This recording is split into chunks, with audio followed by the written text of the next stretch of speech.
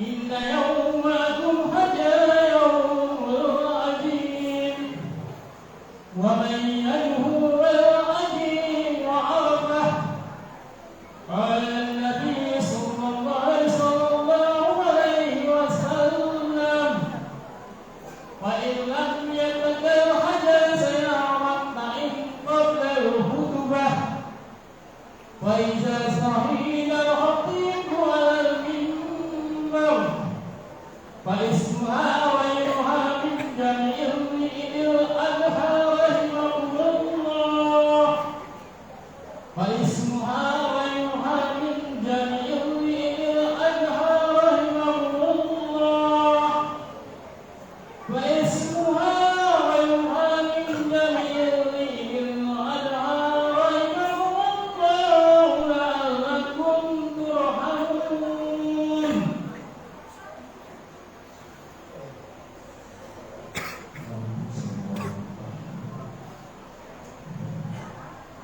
اللهم صل على محمد اللهم صل على سيدنا محمد اللهم صل على رسولك سيدنا مولانا محمد سيدنا ولينا عليه وسلم ورضي الله تعالى عن سيدنا أصحاب سيدنا رسول الله أجمعين.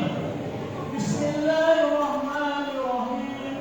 اللهم تبع الإسلام من المسلمين والمسلمات والمؤمنين والمؤمنات وسيرهم على معاني الدين رب إننا منك بخير ويا خير الناصرين برحمتك يا أرحم الراحمين.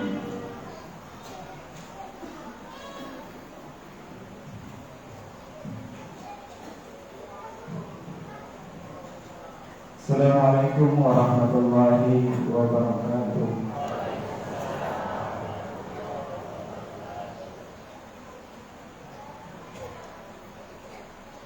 Allahu Akbar, Allahu Akbar, Allahu Akbar, Allahu Akbar, Allahu Akbar, Allahu Akbar, Allahu Akbar, Allahu Akbar, Allahu Akbar. La ilaha illallah wallahu akbar. Allahu akbar walillahil hamd. Alhamdulillah wassalatu wassalamu ala rasulillah sayyidina wa maulana Muhammad ibn Abdullah wa ala alihi wa sahbihi wa man tabi'ahu wa mawalah. Ashhadu an la ilaha illallah wahdahu la syarika lah wa ashhadu anna Muhammadan abduhu wa rasuluh. Allahumma salli ala sayyidina Muhammadin nabiyil ummi wa ala alihi wa sahbihi wa barik wa sallim. Fa ya ibadallah, usikum wa nafsi wa iya bitaqwallah faqad fazal muttaqun. Wa qala Allah ta'ala fil Qur'anil Karim, a'udzu billahi minasy syaithanir rajim. Bismillahirrahmanirrahim. Ya ayyuhalladzina amanu taqullaha haqqa tuqatih wa la tamutunna illa wa antum muslimun. Sadaqallahul azim. Hadirin wa hadirat jamaah salat Idul Adha yang sama-sama mengharapkan ridha Allah Subhanahu wa taala.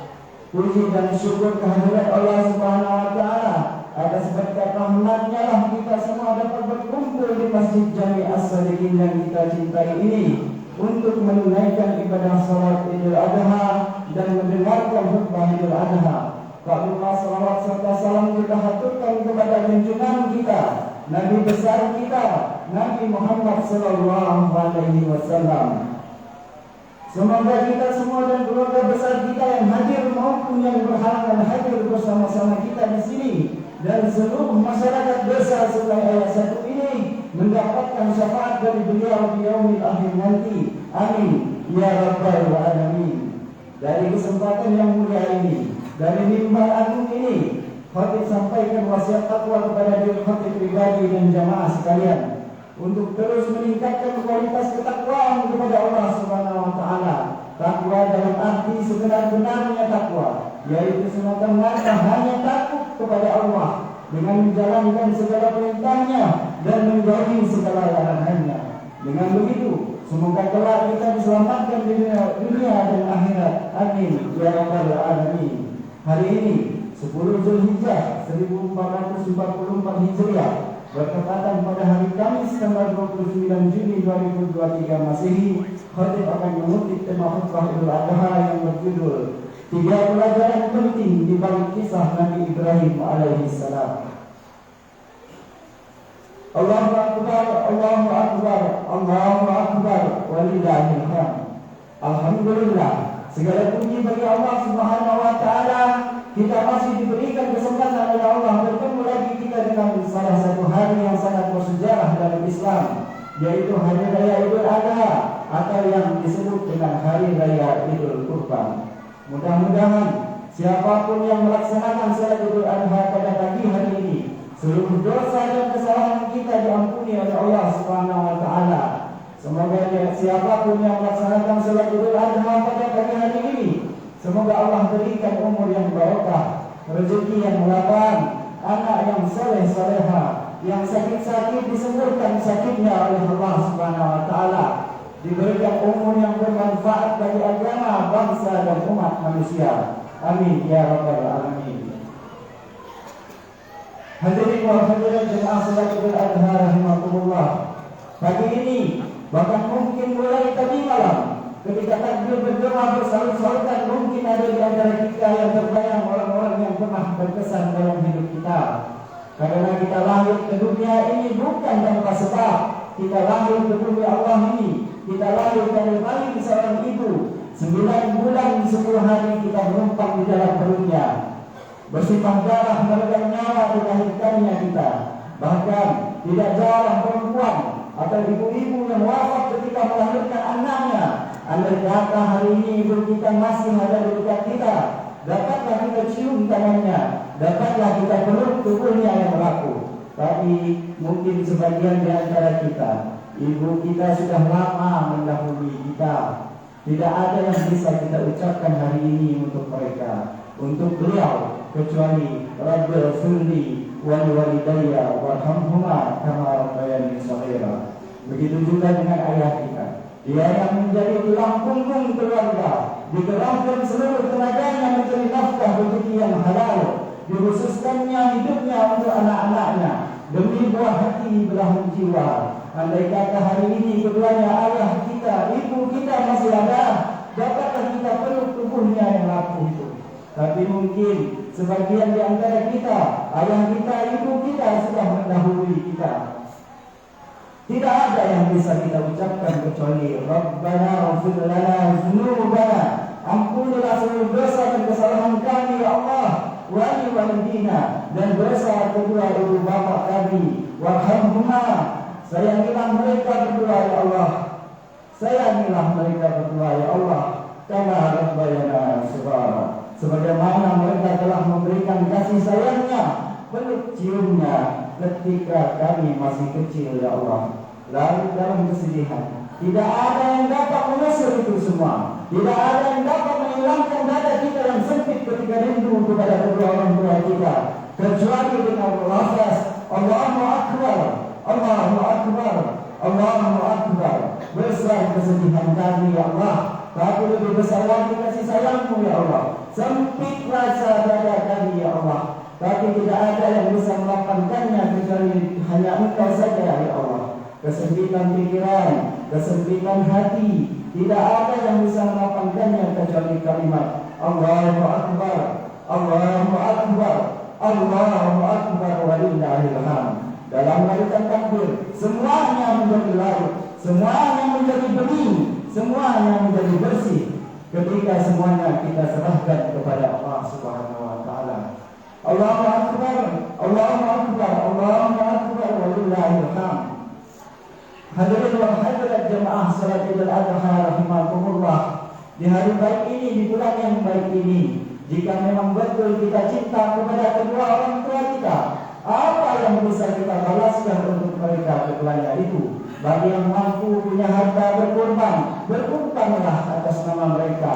Bagi yang punya harta untuk berzakat, infak, sedekah atau berwadah, lakukanlah itu semua. Atau kalau tidak punya harta, mampu berkirim Al-Fatihah, kirimkanlah. Seorang sahabat Nabi bernama Sa'ad bertanya kepada Rasulullah Sallallahu Alaihi Wasallam. Saat ini adalah sahabat Nabi yang sangat sayang kepada ibunya, datang bertanya kepada Rasulullah Sallallahu Alaihi Wasallam, wahai Rasulullah, ibuku telah lama meninggal, wahai Rasul. Bolehkah aku bersedekah atas nama ibuku, wahai Rasul? Sampaikah pahalanya, wahai Rasulullah? Maka Nabi menjawab, bersedekahlah wahai Sa'ad, pahalanya sampai. Maka bagi kita yang ingin berkorban atas nama kedua orang tua kita, pahalanya sampai. Kita dapat pahala, orang tua kita pun yang telah meninggal mendapatkan pahala yang sama dari yang kita kerjakan. Maka memang betul cinta kita kepada kedua orang tua kita, maka berkorbanlah. Karena puncak dari cinta adalah mau berkorban. Inilah yang dilakukan Nabi Ibrahim alaihissalam. Begitu cintanya beliau kepada Allah, bahkan beliau mau mengorbankan harta yang paling dia cintai, yaitu anaknya bernama Ismail. 86 tahun Nabi Ibrahim berdoa minta anak. Baru di usianya yang ke-86 dikabulkan oleh Allah. Tapi apa yang terjadi? Apa yang terjadi, hadirin? Begitu beliau punya anak, datang perintah, wahai Ibrahim, kau memang cinta kepadaku, kata Allah. Tapi setelah kau punya anak, masuk cinta anak ke dalam hatimu. Ayo buktikan, mana yang lebih besar, cintamu kepadaku atau cintamu kepada anakmu? Ayo buktikan, mana yang lebih besar, wahai Ibrahim. Ibrahim karena cintanya kepada Allah lebih besar, akhirnya melaksanakan perintah itu. Inilah pelajaran pertama. Jika memang kita cinta kepada seseorang, kita korbankanlah harta yang paling kita cintai. Bagi yang mampu berkorban harta, berkorbanlah baik atas nama pribadi, atas nama keluarga, ataupun atas nama kedua orang tua kita. Insya Allah pahalanya sampai. Hadirin wa hadirat jemaah sekalian rahimakumullah. Kenapa orang saat ini malas untuk berkorban, malas untuk bersedekah, malas untuk berinfak, padahal dia mampu? Allah menjelaskan itu. Asyaitanu ya'idukumul faqara. Setan membisikkan ke dalam hatinya kurang. Inilah yang buat orang malas untuk berkorban, malas untuk bersedekah. Setan membisikkan kurang. Kalau saya bersedekah 10 juta, maka duit saya akan berkurang. Kalau cuma 10.000, 10 juta, kalau dikurangi 10.000, ya kurang. Kan hanya 2.000 bagi orang miskin adalah besar. Tapi bagi orang kaya 2.000 mestinya kecil. Tapi bagi orang yang bakhil, bagi orang yang pelit, bagi orang yang kikir, 100 rupiah pun terasa besar. Inilah yang menyebabkan orang malas bersedekah, berinfak. Karena dia sudah dikuasai oleh setan. Dibisikkan ke dalam hatinya kurang. Sudah tahu masjid sedang dibangun, sudah tahu masjid sedang direnovasi. Panitia sudah mengumumkan pembebasan lahan 500.000. Begitu ingin dikeluarkan duitnya 500.000, datang setannya berbisik, jangan, nanti hartamu akan berkurang. 10 juta kamu kurangi 500.000, tinggal 9,5 juta. Kurang. Nanti saja. Kalau sudah ada untungnya, nanti. Akhirnya tidak bersedekah, akhirnya tidak berzakat, berinfak, tidak berkurban. Akhirnya tiba-tiba ajalnya datang, tak sempat beramal. Hadirin wa hadirat, salat Idul Adha rahimakumullah. Hidup ini singkat, hidup ini pendek, hadirin. Hidup ini tidak lama. Kalau sampai kita salah langkah dalam mengambil sikap, penyesalan berkepanjangan tidak akan ada gunanya lagi. Nikmat kita yang terbesar pada hari ini bukanlah kaya, karena berapa banyak orang kaya, tapi hartanya tidak bisa menolong dia di hadapan Allah. Nikmat terbesar kita hari ini bukanlah pangkat dan jabatan kedudukan, karena berapa banyak pangkat dan jabatan tidak bisa menyelamatkan orang dari neraka. Bahkan banyak yang terjerumus ke dalamnya. Kalau orang bisa mulia karena hartanya, mestinya hari ini korun lebih mulia daripada kita. Kalau orang bisa mulia karena hartanya, mestinya hari ini korun lebih mulia daripada kita. Kalaulah orang bisa mulia karena pangkatnya, maka hari ini Fir'aun lebih mulia daripada kita. Nikmat terbesar kita hari ini adalah ketika kita diberikan harta oleh Allah, ketika kita dititipkan pangkat dan jabatan oleh Allah. Itu semua semua bisa kita gunakan untuk menolong agama Allah, agama Islam yang kita cintai ini. Mudah-mudahan Allah lapangkan rezeki kita sehingga kita bisa berinfak bersedekah lebih banyak sebagai bekal kita setelah meninggal dunia ini. Amin ya rabbal alamin. Allahu akbar, Allahu akbar, Allahu akbar, walillahil hamd. Itulah pelajaran pertama yang dapat kita petik dari Nabi Ibrahim alaihissalam. Beliau mengorbankan harta yang paling dia cintai. Kemudian yang kedua yang dapat kita petik dari kisah Nabi Ibrahim alaihissalam adalah beliau adalah Nabi yang tidak putus berdoa kepada Allah, minta anak yang soleh selama 86 tahun lamanya. Nabi Ibrahim berdoa kepada Allah, Rabbi hadli minas salihin, surah As-Saffat ayat 100. Karuniakanlah aku anak yang soleh ya Allah. Nabi Ibrahim tidak berdoa minta anak yang kaya, karena berapa banyak anak yang kaya justru durhaka kepada kedua orang tuanya. Nabi Ibrahim tidak berdoa minta anak yang tinggi jabatannya, karena berapa banyak anak yang tinggi pangkat dan jabatannya setelah merasa bertitel, berkedudukan, berpangkat, orang tuanya justru jadi pembantu di rumahnya sendiri. Mula-mula bantu-bantu, tapi lama-lama jadi pembantu. Yang diminta Nabi Ibrahim adalah doa anak yang soleh. Rabbi hadli minas solihin. Anak yang soleh adalah aset terbesar kita dunia akhirat. Hadirin wa hadirat jemaah salat idul adha rahimakumullah. Kalau kita ingin tahu bagaimana nanti nasib kita setelah meninggal dunia melahap, lihatlah anak-anak kita sekarang. Mau tidak dia sholat, mau tidak dia baca Al-Quran, mau tidak dia diajak ke masjid. Rasulullah SAW bersabda dalam hadis riwayat Muslim, kalau mati manusia, maka putuslah segala amalnya kecuali 3 perkara: sedekah jariah, ilmu yang bermanfaat, dan anak yang mendoakan kedua orang tuanya. Anak, jika dia anak yang soleh, adalah orang yang akan paling setia mendoakan kita. Jangan terlalu berharap didoakan oleh istri. Setelah kita meninggal, istri belum tentu setia. Setelah kita meninggal, boleh jadi ia akan berpaling ke lain hati. Tapi berharaplah didoakan oleh anak-anak kita yang akan mengangkat tangannya di tengah malam memohonkan ampunan atas dosa-dosa kita, yang akan mendirikan sholat, yang akan menyebut nama kita di dalam setiap doanya. Merenunglah kita sejenak dari sekian banyak anak yang Allah berikan kepada kita hari ini. Berapa yang sudah menjadi anak yang soleh dan solehah? Hadirin wa hadirat jemaah salat idul adha rahimakumullah. Bagaimana supaya kita bisa memperoleh anak yang soleh? Setidaknya ada 4 hal yang bisa kita kerjakan. Yang pertama, hendaknya kita orang tua memberikan tauladan yang baik bagi anak-anak kita. Al-madrasatul ula. Orang tua adalah sekolah pertama bagi anak-anaknya. Sebelum dia kenal gurunya, sebelum dia kenal temannya, sebelum dia kenal lingkungannya, yang pertama kali dia kenal adalah kedua orang tuanya. Jangan sampai anak berkepribadian ganda.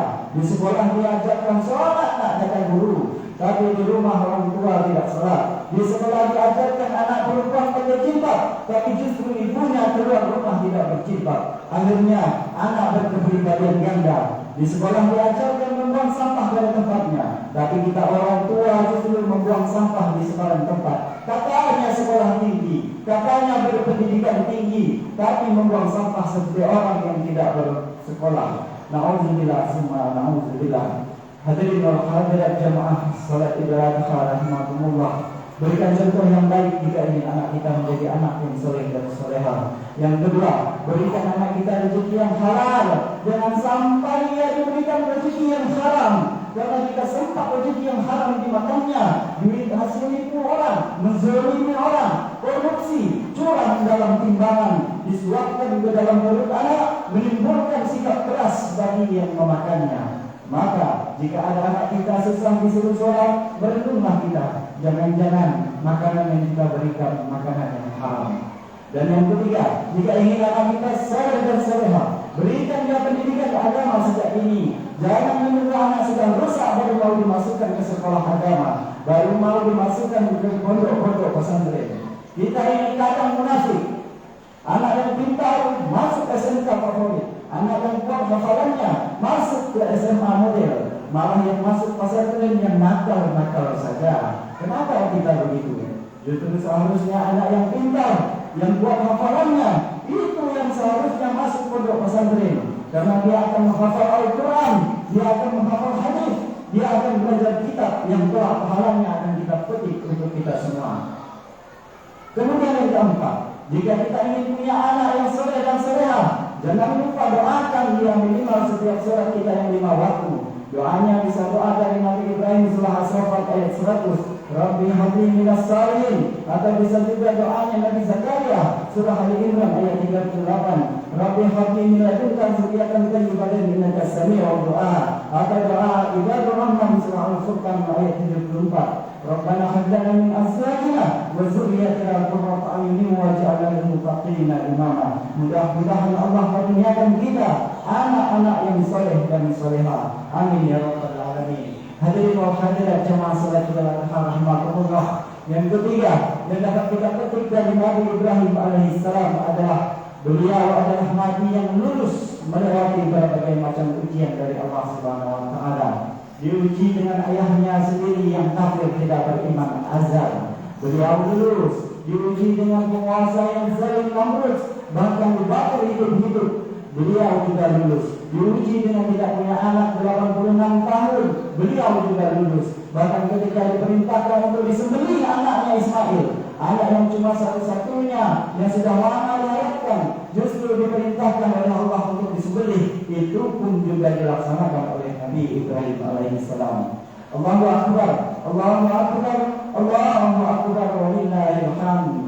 Hadirin wa hadirat jemaah salat rahimakumullah. Berbagai macam ujian yang kita terima dari Allah hendaklah menyadarkan kita bahwa dunia darul bala, dunia adalah tempatnya ujian. Ujian kesedihan, ujian kemiskinan, ujian tidak punya anak, ujian kehilangan pekerjaan, ujian meninggal keluarga kita, orang tua kita. Tapi percayalah hadirin dengan janji Allah, la yukallifullahu nafsan illa wus'aha. Allah tidak akan membebani seorang hamba, tidak akan menguji seseorang kecuali dengan kesanggupannya.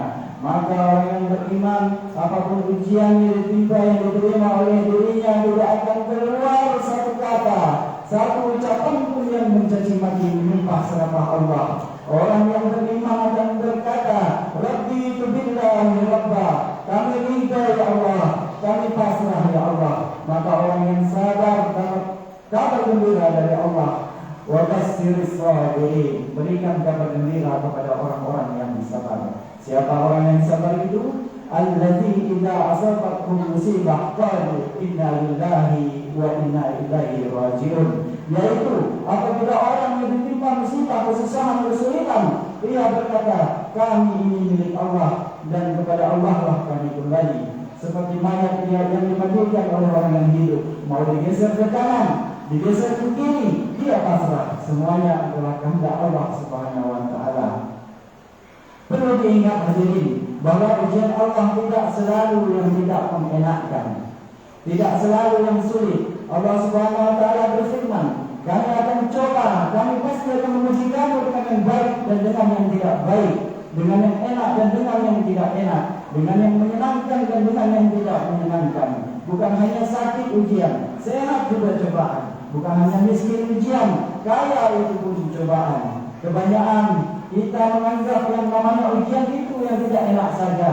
Kalau sudah sakit, ya Allah sedang diuji. Sehat lupa daratan, miskin ujian. Setelah kaya lupa bahwa itu juga ujian. Apa fenomenanya? Banyak orang lulus ketika diuji dengan kemiskinan, tapi malah gagal ketika diuji dengan kekayaan. Ketika miskin hamba Allah rajin ke masjid, ramah sama orang. Tapi begitu Allah berikan harta, dia malah lupa ke masjid, sombongnya minta ampun kepada semua orang. Dia tidak lulus ketika diuji dengan kekayaan. Hadirin berhadirat jamaah salat Idul Adha rahimakumullah. Apapun ujian yang kita terima, hendaknya membuat kita bersabar, karena hanya orang yang sabar yang mendapatkan pahala tanpa batas. Allah Subhanahu wa taala berfirman, "Innama yuwaffawna ajrahum bighairi hisab." Hanya orang yang mampu bersabar yang akan mendapatkan pahala di sisi Allah bighairi hisab, pahalanya tanpa batas. Bagaimana supaya diri kita bisa bersabar? Maka dekatkanlah diri kita kepada Allah Subhanahu wa taala. Ala bi dzikrillah tatma'innul qulub. Hanya dengan mengingat Allah, hati kita akan menjadi tenang. Hadirin wa hadirat jamaah salat Idul Adha rahimakumullah. Demikianlah khutbah Idul Adha kali ini yang dapat kita sampaikan. Itulah 3 pelajaran yang dapat kita petik dari kisah Nabi Ibrahim alaihissalam. Mudah-mudahan yang 3 ini dapat kita implementasikan dalam kehidupan kita. Semoga kita semua termasuk dalam golongan orang-orang yang sabar. Amin ya rabbal alamin. Melalui pintu masjid Jami As-Sadiqin yang kita muliakan ini, semoga lahirlah Ibrahim baru di desa kita tercinta, Desa Singayaya 1 ini. Mari kita korbankan Ismail kita dalam bentuk jabatan, Ismail kita dalam bentuk harta kekayaan, Ismail kita dalam bentuk kepopuleran, Ismail kita dalam bentuk benda-benda duniawi. Kita korbankan Ismail kita dan kita penuhi perintah Allah, lebih mendahulukan cinta kita kepada Allah daripada cinta kita kepada selain Allah Subhanahu wa taala. Barakallahu li wa lakum fil Qur'anil azim wa nafa'ni wa iyyakum bima fihi min ayati wa dzikril hakim wa taqabbalallahu minni wa minkum tilawatahu innahu huwal ghafurur rahim. Salam Muhammad, Allahumma shalli ala sayyidina Muhammad, Allahumma shalli ala sayyidina Muhammad.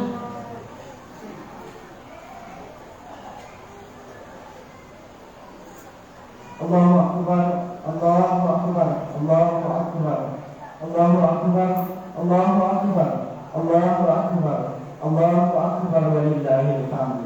Alhamdulillah hamdan katsiran kama amara, asyhadu an la ilaha illallah wahdahu la syarika lahu, asyhadu anna Muhammadan abduhu wa rasuluh. Allahumma shalli wa sallim ala sayyidina Muhammad wa ala alihi wa sahbihi ajmain. Ya ayyuhalladzina amanu taqullaha haqqa tuqatih wa la tamutunna illa wa antum muslimun.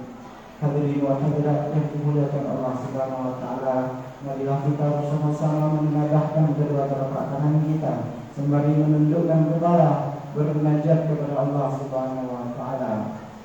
Allahumma ighfir lil muslimin wal muslimat wal mu'minina wal mu'minat al ahya'i minhum wal amwat innaka sami'un qaribun mujibud da'wat. Allahumma rabbana zalamna anfusana wa illam taghfir lana wa tarhamna lanakunanna minal khasirin.